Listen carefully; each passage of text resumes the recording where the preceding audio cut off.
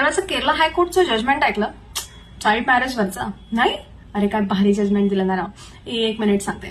Justice Kunhe Krishnan यांनी एका केसमध्ये असं जजमेंट दिलं की prohibition of child marriage act supersedes personal lodge.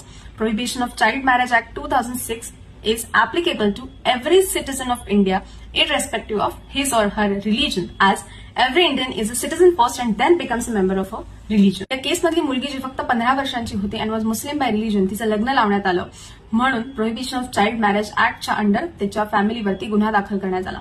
याच विरोधात मुलीच्या वडिलांनी केरला हायकोर्टमध्ये पिटिशन दाखल केली, असे सांगत की मॉमेडियन लॉच्या under on the attainment of puberty मुलीचं लग्न लावणं परमिसेबल आहे.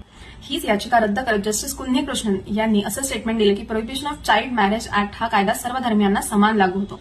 काही वर्षांपूर्वी पंजाब अँड हरियाणा हायकोर्टाने चाइल्ड मॅरेज केसमध्ये एक्झॅक्टली कॉन्ट्राडिक्टरी जजमेंट दिलं होतं.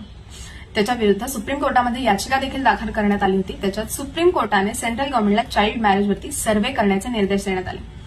आता त्याच्यावरती बिल तयार करण्यात आलं, पण ते अजून देखील आउटस्टँडिंग आहे. नुसतं बिल तयार करून किंवा सर्व्हे करून काहीही उपयोग होणार नाही. याच्यावरती ठोस पावलं उचलण्याची गरज भारताला आहे. याच्यावरती एक उपाय जो मला सुचतो तो म्हणजे implementation of uniform civil code. याच्यावरती तुमचं काय मत आहे मला नक्की कळवा.